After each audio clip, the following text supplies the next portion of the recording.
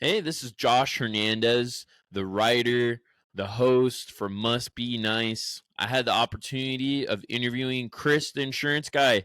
Awesome interview. He's in his mid 20s now, and he has his insurance agency. He helps others start theirs. You can follow him on Chris, the insurance guy, on his socials. But on top of all of this, he has a real estate property. He has his dream car. He goes on vacation all the time. It must be nice to be a business owner because you get to control your own time and also build for yourself. Learn more from Chris in this episode.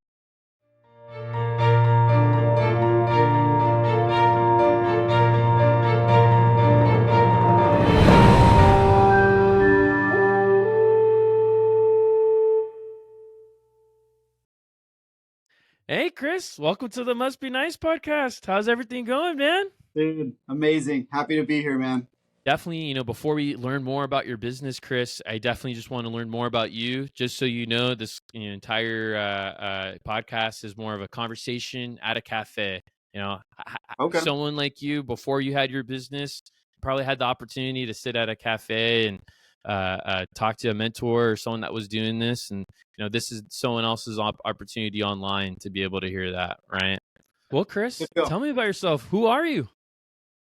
Dude, yeah, most people know me at this point by Chris the insurance guy. It's kind of funny.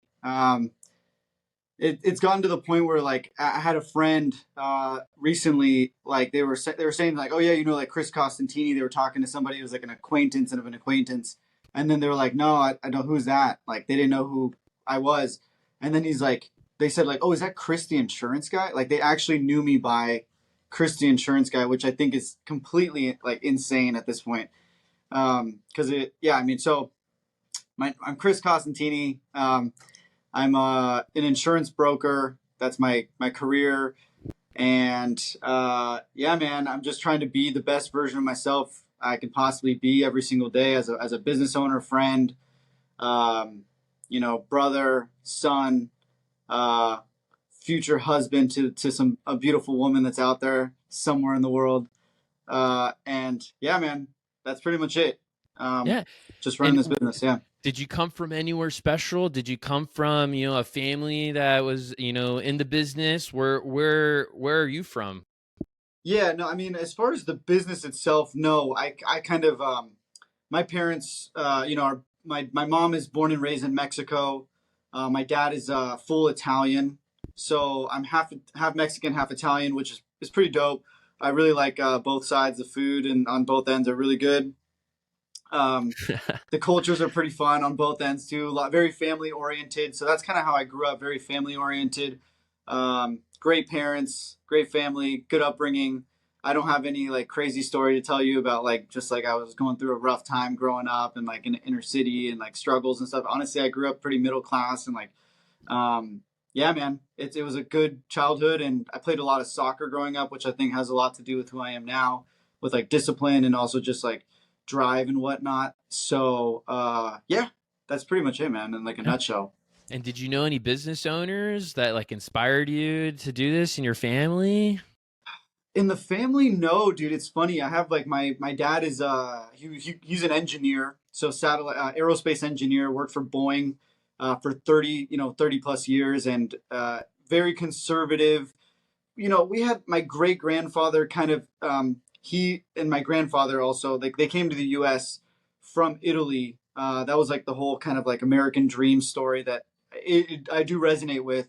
There was like a meat market in downtown LA that got started by some people might know it's called East Side Deli. That's in the family business. That was a family business back in the day. Also, some funny stories with like my great grandfather kind of doing some bootlegging during like the Prohibition era, where they got some licenses from the church to sell some wine, but they definitely overdid the wine production and started selling those at extremely high prices and made a good chunk of money at that time. So those are like some family secrets that are like, some entrepreneur and entrepreneurial family secrets that we don't like talk about too much. We're not part of the mob or anything like that, but we did do some like, there were some questionable business activities earlier on in the family, but nothing like super. Everyone's like pretty conservative for the most part. I'm like one of the only ones that really went there, like all in. Yeah, yeah. And when you became like or when you were a kid, did you always think I'm gonna own a business? I'm gonna, be like that stories from a generation ago, or where did you want to be like a firefighter? What was that aspirations like as a Dude, kid? yeah, no, for me, when I was younger, it was always about soccer. I was just big on like I wanted to be a professional soccer player. I wanted to be like Cristiano Ronaldo or that was the main goal. Like I was playing a ton of soccer and when I was young, there were some signs. Like I was maybe third grade, I was selling everything I could get my hands on. Like I don't know if you guys remember like the Live Strong bracelets, like those kinds of things. I was doing like duct tape wallets. My mom would drive me to Michael's store and get like duct tape rolls, and I was making like 40 duct tape wallets, and the roll cost like $5, but I was selling each one for like 10 or $15 a pop. So I was making all this crazy cash at like third grade, and my parents were like, "What the hell is going on? Like this kid's like bringing." My parents at one point like took the money away from me because they were like concerned that I was stealing from the other kids. But I wasn't. I swear, I was like, it was good business.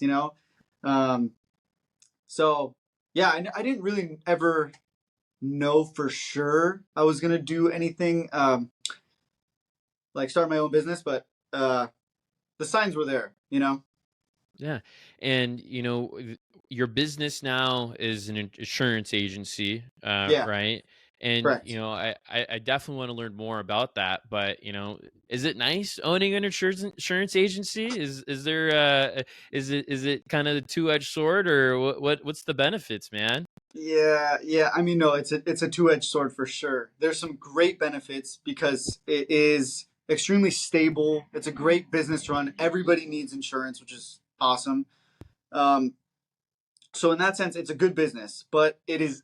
I don't talk about this very often, but it's a stressful ass business, man. Like there's every single day. It's either people putting pressure on you, like they need something urgently. It's high service demand.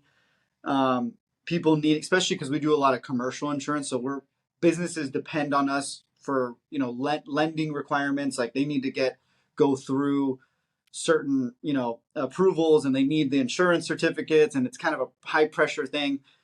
So there's that, and also employees.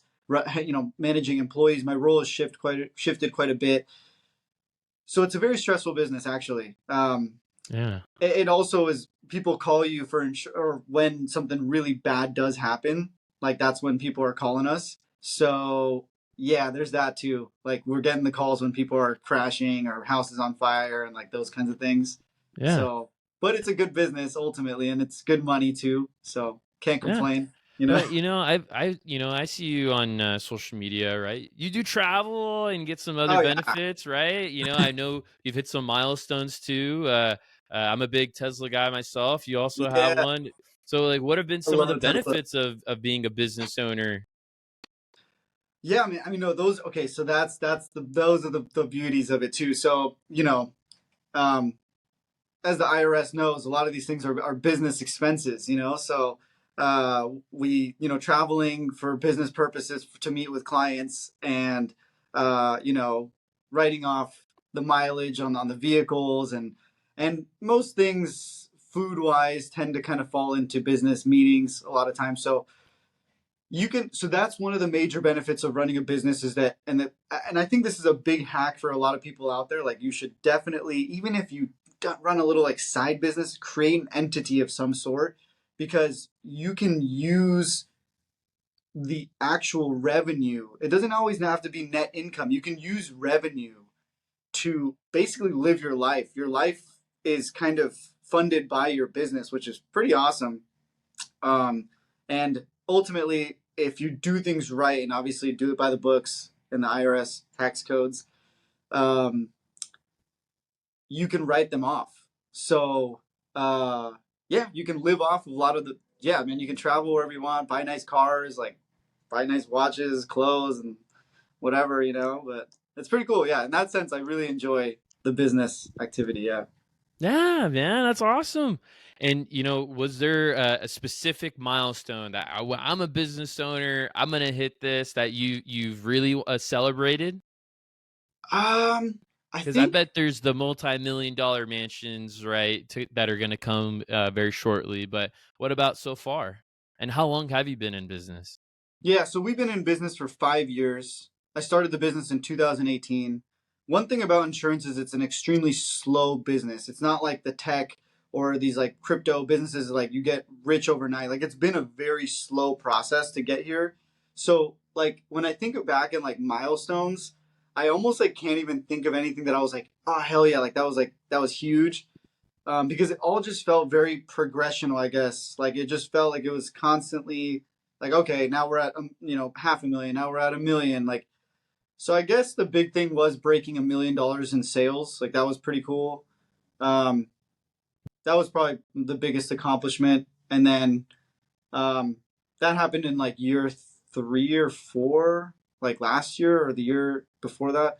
Um, but and then also personally, like I downgraded my vehicle. Like I was driving like a 2004 Lexus that was like beat up that I bought off like my grandma's friend for like 3 grand. Sold my car, used the cash to put into more like investment stuff, and did that for about like a year and a half or two. Finally, like things, it's just you have to grind it out early on in the early years, especially in a slow business, to set yourself up. So, the $1 million crossing mark, then finally like got enough money to get myself a nicer car. Bought the Tesla. Um, that was nice. I bought a house, an investment property in North Carolina. That was cool. So got my hands on some real estate. That was a big goal for me to move to a nicer city. Got my own place, nicer place. So like those were the main things that all happened honestly within the last year. Um, yeah. So that's pretty. That's those awesome, are man. It sounds like you've the, been very blessed and got a lot of the good fruits from your labor, right? And for to sure. even sow the seeds and so to speak, right? How did you even get into insurance? Right? Did this just fall in your lap, or what happened? That's a great question. It did, and it's funny when you ask people in insurance specifically. Everybody says like, "I don't know how I got into this. Like, it's just so random."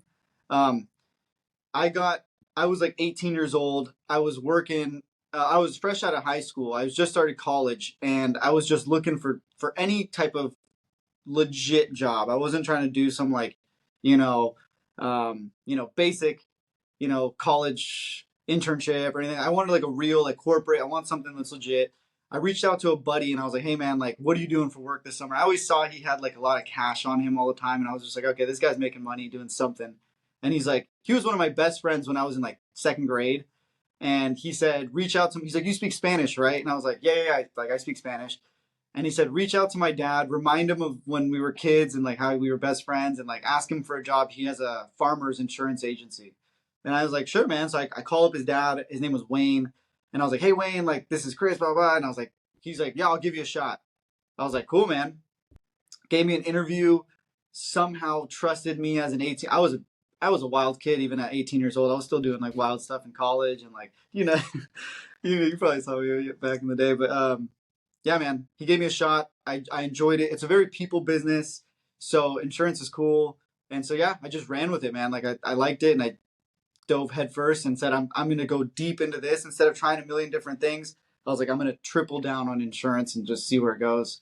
So that Yeah. was when I was 18. Yeah, And so, you had this job at, State Farm's Insurance through your buddy's dad. yeah. And what was that like? You really enjoyed it? You felt it was like you met your other half? What happened? Yeah, I mean, I think like the beginning, I realized I was like, okay, one good thing. I was like, everybody needs this. Like, this is a business that everybody. I was already kind of thinking business. My mind was there. I was like, everybody needs this. This is a good business. Two, I was like, I just like making friends with people. Like, I like being social. I like going out. I was always kind of pretty social in high school and like, even college. So I was like, that's easy enough. Like, I can just make connections with people and like, then they trust me and they let me insure their stuff and I make commissions. I was like, fair enough. That's fair enough. I was like, okay, so that's good. And then I also got some good results there. Like, I started to they started to see some pretty significant increases in the activity and like the success of their agency. Um, and yeah, so then I was like, I like this. I'm gonna stick with this, man. Yeah. Yeah, So you were performing and you liked it.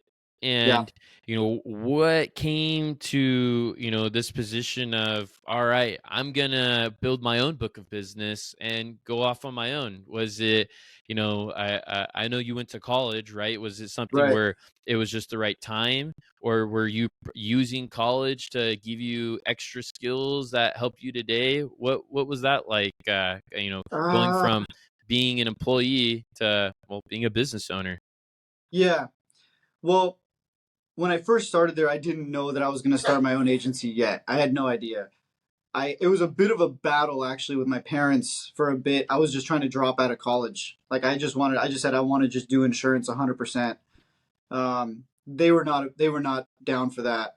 And I didn't have the balls to do it on my own. Like I was just kind of like I was waiting to see like if they would say yeah, then I was like okay, I'll double down on insurance. But they were pushing pretty hard. Like you better stay in school. So stayed in school. Um, First 3 years, as you know, like the GEs, like general education, was pretty nonsense. Like I didn't learn too much about necessarily what, especially as a business major, didn't really do too much. The last year of college, I will say, like the advanced classes helped me kind of set up for running my own business. 2 years of college is when I really my wheels started turning, where I was like, I want to start my own agency because I was half the time I was like there by myself at that agency, like kind of running things on my own.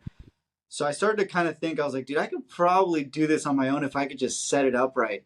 And then I decided, I was like, I could either go to farmers and start a farmers agency where they help you a lot, or I could just go independent, which is a lot more complicated. There's a lot more steps and a lot more bullshit you have to deal with to get it kind of like off the ground. And I just said, let's go with the hard one. If I'm ever going to mess this up, I'd rather do it when I'm like 21 years old. So let's just do it now, you know? Wow, that's awesome, man. And so you decided, hey, I'm going to do this. What was the first step? Yeah. First step was, well, you need to have a game plan. Like, okay, what do you have? What vision do you have for the business? So then I started writing down all these like little notes, visions. Then I had to quit the job. That was a big deal. Like I had to tell them like, hey guys, I'm not coming back. Um, I had to set up. I mean, just the structural things. Like I had to get the actual licensing and like the actual business entity and all that fun stuff in place. And then there was just a probably like like a 6 month research time where I was just like, how do you actually do this and like structurally do it? So the first thing is structure of the business. Like you need to figure out entities, like what type of licenses and like what type of protection do you need and to operate legally. Once you can legally set the thing up, then it's just a matter of like executing. So then the following thing was now people need to know that I'm in business. So it was more like marketing video, like Facebook, Instagram, YouTube, like getting all that pumped out. Um, so those were the first kind of two steps: structure, and then let everybody know that what you're doing. You know, Yeah, that's incredible, man. And so you got the structure going, and so I would assume you had to build the book, after that, right? right? Was it, you know, did you sign an NDA? And is that what it's like in insurance? Were you able to bring, some clients over, or did you start from fresh? Completely from scratch. Didn't take any clients. Most of the clients I was working with were current clients of the business before. So I was doing a lot of like inbound and cross selling. It wasn't like I was bringing on friends and family and my own people. Yeah, So once I started on my own, I really felt a shift. I was like, oh, like now these are my people, and like now I yeah. have to work with my clients and like my, you know. So yeah, a bit of a shift. Uh huh. And I know you sounds like you were a performing salesman before working for someone else. Now you're Yeah. the owner of your own book. Were you performing even better? Am I performing better now? No, I mean, you go from working as an employee, Yeah. selling essentially the same or similar services, and now you're the Right. business owner. There's a different incentive as you as the business owner. Oh Did you yeah. perform even better? 100%, man. Yeah, there's a different level of responsibility that is taken on. So yeah, you have to show up and perform when it's all you. and it's your people, like there's a different level of care and like, yeah, just making sure things are done right because it's your name, your reputation is on the line. So, yeah, man, I remember that day like pretty clearly where I was like, oh my gosh, like now it's like now if something goes wrong, like there's no blame in the boss, there's no blame in the manager. It all falls on you as the business owner. So it's a Yeah. different level for sure. And since you had all this experience, was it kind of easy to start? Um, yeah, I mean, yes and no. I mean, there's a big learning curve because it's a very different world, kind of going off on your own. There's a big learning curve, but because I had the experience, I always recommend that to people. Like if you're whatever business you're starting, doesn't matter. Like even if you're starting your own podcast, starting your own like marketing agency, whatever. Like having some experience under your belt is essential to going and doing your own thing because it just expedites the mistakes. It shows you how to do things right, how processes work. And that doesn't mean you need to follow them exactly, but at least you have a framework of how a business operates versus just saying like, hey man, okay, I'm going to start an accounting firm tomorrow. Like, and you have zero experience in accounting. You should probably do like go work for somebody for 6 months. So yeah, I think working there really, really helped me set myself up for success for sure. Yeah. And so, obviously, I bet there's a bunch of other people who, want to start their own agency, at least in your case, an insurance, right? Yeah. Is that something you'd recommend for someone to do after 6 months, and if they find success, go ahead and start your own? Or do you, kind of recommend, is there like a traditional path that, you didn't take that others take? Um. Yeah. Yeah. I think I'm very hesitant to suggest to people to start their own businesses and agencies, specifically insurance agencies, um, because it is a kind of a bitch, man. Like there's just a lot of work. It's extremely demanding.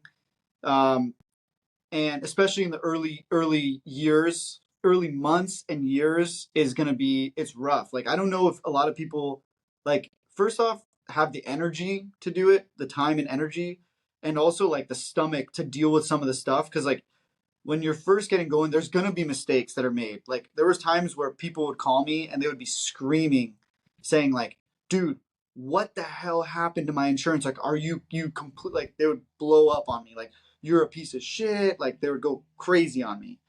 And it makes you feel like you sit there and you're just like, oh my, and you're insuring like big, like $10 million homes or something important. You're like, this is serious, like serious stuff. Like if this goes wrong, I can get sued. Like this could mess me up, you know? Um, so yeah, there was definitely times where I was like, yeah, dude, um, not everybody is cut out to deal with this. And also then it goes as you go further, even like hiring employees, like having to fire people is not that's like my least favorite thing out of anything to do in business. Firing people is the worst thing. Like because it just you like the people, you build relationships with them, and then you have to like let them go, and like it's just not fun. Yeah. Just hard And so, decisions that are made. Yeah, I know when you built this, you had a support system, right? I know you talked about your family, and I would assume you had, maybe a mentor. What was your support system going into this? Who supported you? You started this, you obviously had a support system, right? You had your family. I would assume you right. had some sort of mentor, and if anything, even a partner, Yeah, if not an official company or a person. What was that like? What's your support system for this? yeah, 100%. Huge shout out to my parents, the parentals. Yeah, dude, no, they did a like I couldn't have done it without them for sure. Like at least their support. Um, I lived with my parents for the first like 3.5 years of starting my agency.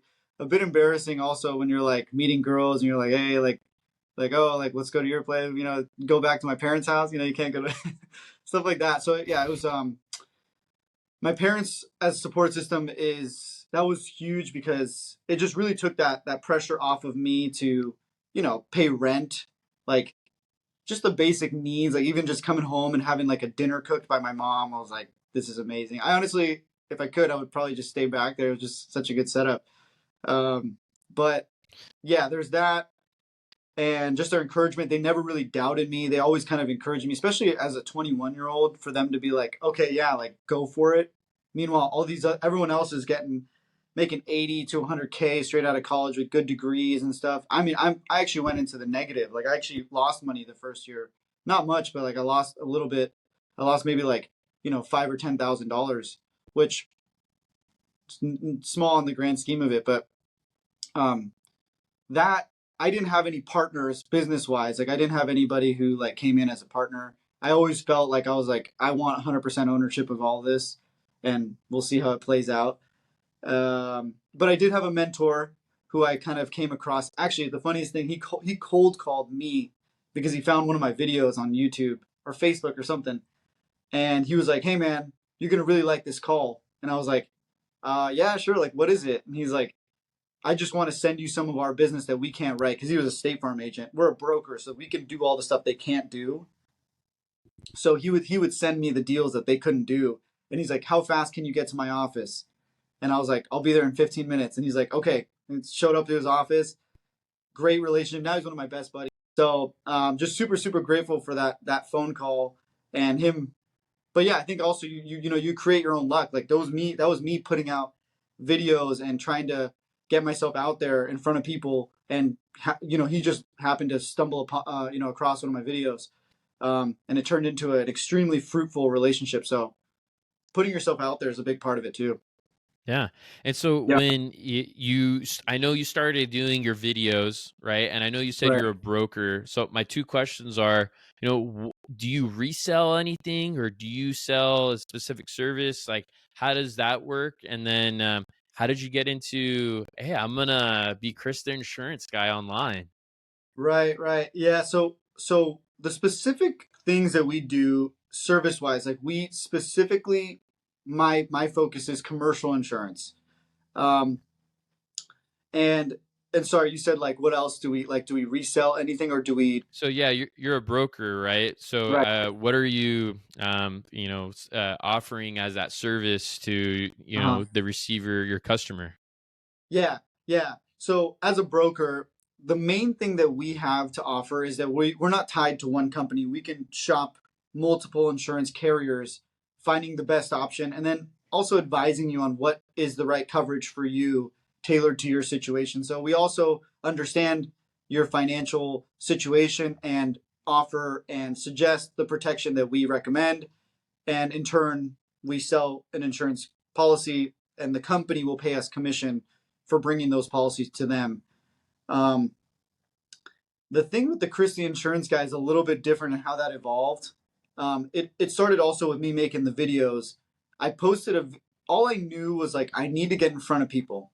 I need to make videos, and I need people, because I don't know if you know this, but like there's studies that show like after 7 times of seeing you on video, people start to build rapport with you as if they've met you in person. So, and then you probably know, like when you probably follow like a bunch of other gurus of different sorts and whatever. It's like if you see them in person, you almost feel like you know them, Yeah.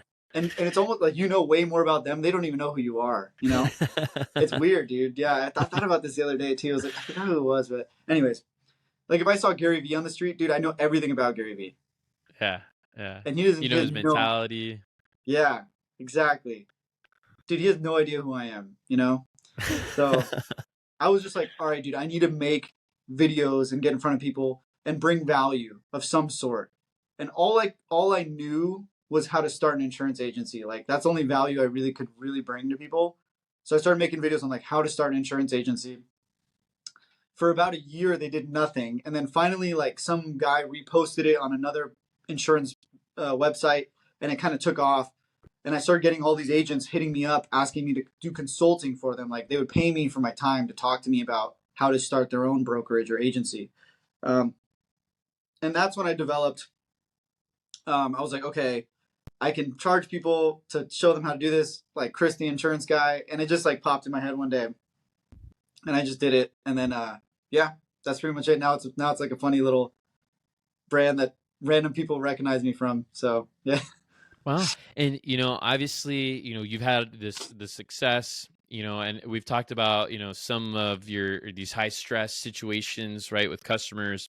But, in general, has there been a specific, pivotal moment for you, or, setback that you overcame, or challenge that, was really a side path on the road to the success you're having now? For sure.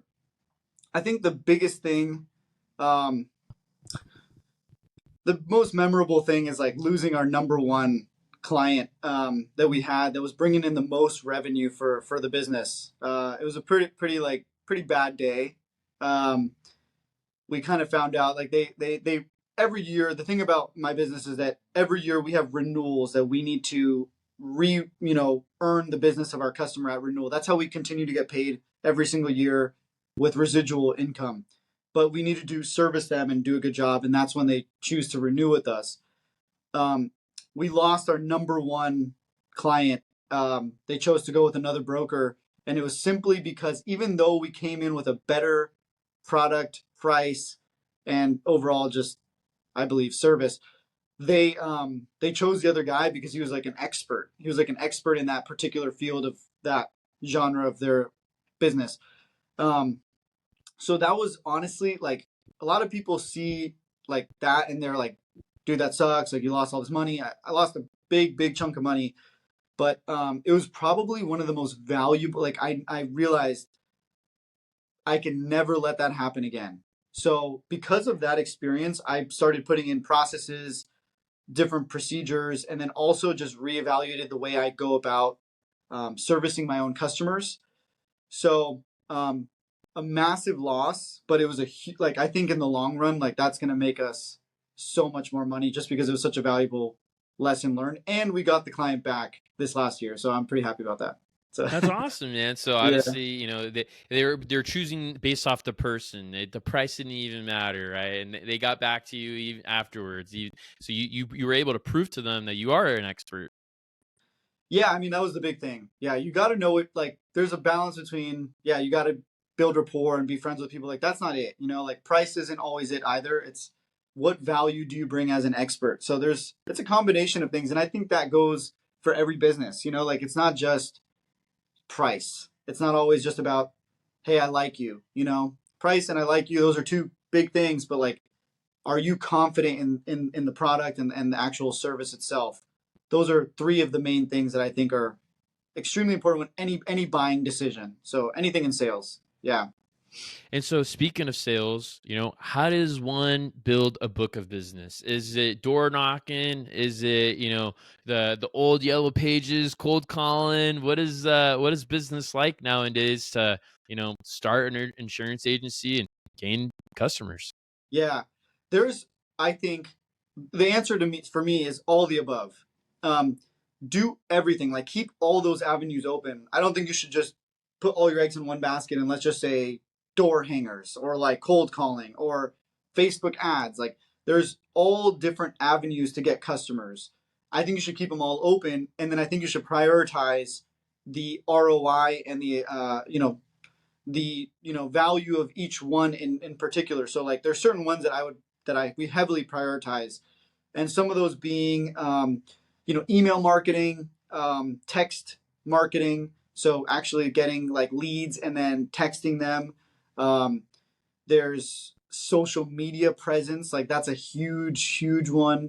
Um, yeah, I mean those are probably like the top three. I would say like email, calling obviously is a big one too.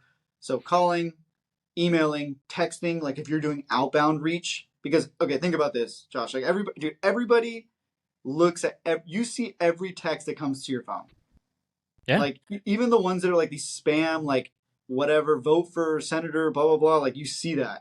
yeah, But you don't see every email. Like there's a lot of emails that get lost for sure. You know, like there's a bunch of spam emails that get lost in there, and then you pretty much see most calls. Like calls, all you can see. So it's an attention evaluation, I guess. Like you're just like what is going to get people's attention, and then social media. Everybody's on their phone like all day in Starbucks and everywhere you go. You just see that everybody just staring at their phone. So where is people's attention? social media, their phone, texting, phone calls, email, um, mailers, and like door knocking. Dude, it's just it's difficult, and the ROI of it is, yeah, it's not worth it, in my opinion. But keep them Yeah. open, like try them all, you know. Yeah, of course, of course. And speaking of that, right? What is your routine like nowadays? At least even when you first started, and then where you are now. Are you, my favorite question for everyone, waking up in the morning and doing yoga and for 3 hours, or surfing before work, or are you never enjoying life and only working? What is that like? Yeah, I mean, dude, I think I have a pretty good balance of like, as you can see, man, like, I travel and like do my thing too. I like to set for myself, like, this is just the way I operate. Like, I like to set like a vacation, like 3 or 4 months from now, and and then I just know I'm gonna grind it out for the next like 3 4 months, and then I go and I take 2 weeks off and I just check out and just go and party and like do whatever I want. Um, in the meantime, like, yes, my daily routine is extremely, extremely important. Like, I try to wake up as early as possible. I suck at waking up. Like, that's definitely my weakness. Um, Try to wake up. I always, no matter what, I always start the morning with open the blinds, get the sun in. Everybody knows that like you're supposed to start with some sunshine and whatever. Don't touch the phone. Do not touch your phone. Like, that is the number one rule, because if you open that, your day is primed with a bunch of noise inside. That's really what these phones are, is just a bunch of noise. Um, so keeping things quiet and mentally, and then going immediately, I jump in the shower and I do a meditation in the shower. I've wasted so much water, it's insane.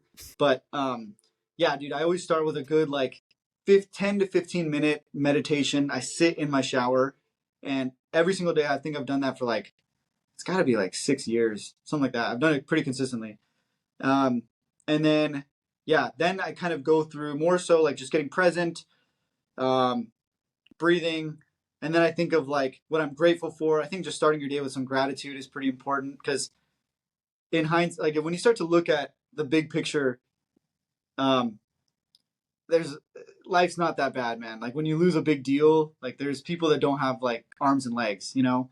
So I'm pretty stoked to just even have my arms and my legs, and like my family's all alive and stuff. Those are my main things, and then from there, I usually just get the espresso going, get straight to the office, and get jamming as fast as possible. I like to get, I think especially in business, when you're running your own business, speed is very, very important. So getting things rolling quickly and efficiently is very important. Yeah. Yeah. And so, I mean, obviously, like, you've had all this success, right? And you're persevering as a business owner, and you've hit some goals. But what do the next couple of years look like? What are your next 5, 10 years look like? And do you Yeah. want to keep doing insurance as your main business? Is there any other business ventures you'd want to do as a business owner? Yeah. No, no, that's a great question. Thanks, man. I appreciate it too. Thanks, Josh. Um, yeah, I mean, the next like 5 to 10 years, I think, God willing, man, like I would like to get this business to a new level, which right now I would like to get to a 10 million. That's like the goal. It's like $10 million book of business. That would be very nice. Hitting like 8 figures is like I think a big goal. Uh, that would be cool. And then, other than that, just continue to expand, office employees. Like I just want to bring more value than anyone else, like in the insurance space. Like that's really what I'm trying to do, and also help other agents. So I want to continue to grow Chris the Insurance Guy, and like I always say it, like in my videos, like I'm going to bring more value than anyone else in the insurance industry ever has or ever will. So that's like, I think I'm young enough and I have enough energy to do all that. Also with God on my side, man. That's all. Yeah, it's also really important.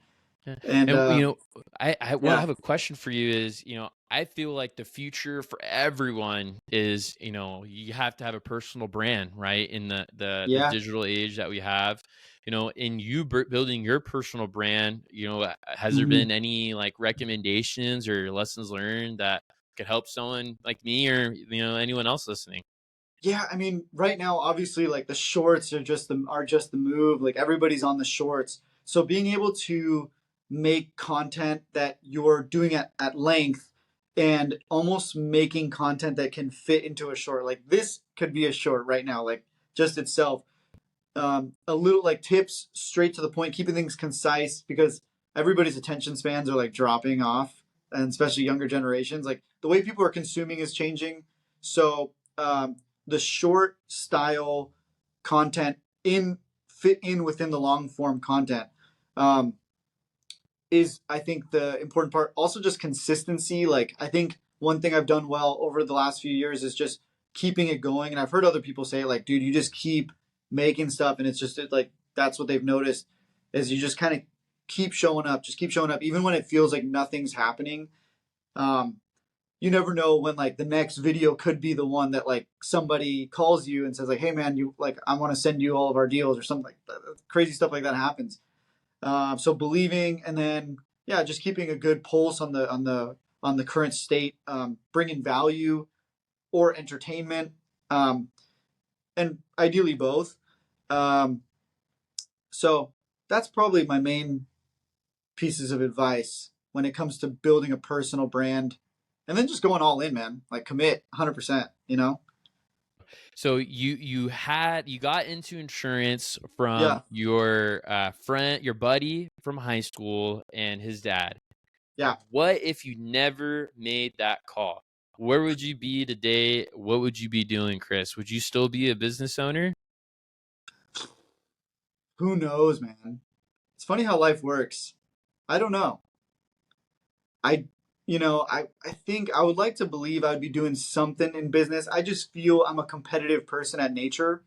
Like I just want to like I wake up in the morning and I'm like let's just make something happen. Um I feel like that's just in me to compete and to like just create. So I don't feel like I would be working at like some 9 to 5 or corporate job. I just don't feel like it. I just, as much as like the nice benefits and the income is there, like that stuff's great. But for something, it just kills me to not know like that I'm like hunting for something. I think sales, no matter what, I'd be doing some form of sales.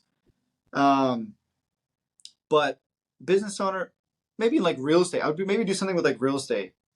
Yeah. And you, thank you Oh, so nice, much for being on the podcast. I really, dude. really Thank you, appreciate it. man. I was looking forward to this so much because you're the only one that I'm, interviewing so far that's like business more related to what my nature of, my main passion is sales.